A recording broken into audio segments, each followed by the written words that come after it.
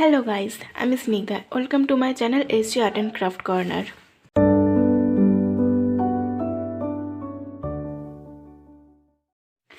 আজকে আমরা capital D দিয়ে একটি পাখি আঁকা শিখব।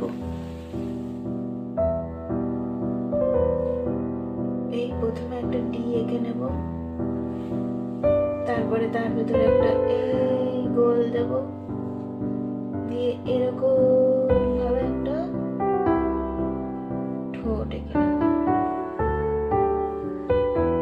এই গোলের ভিতরে আর একটা গোল দেব, দিয়ে মাথায় এই ঝুঁটি,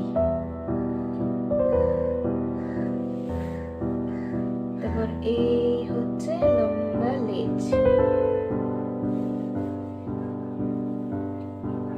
তার নিচে হচ্ছে একটি গাছের ডাল যার উপর পাখিটা বসে আছে।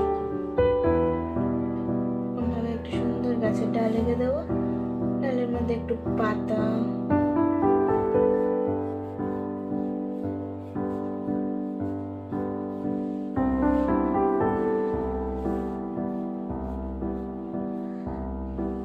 আর এই হয়ে গেল আমাদের একটি টিয়া পাখি। কেমন লাগলো প্লিজ কমেন্ট করে বলবে।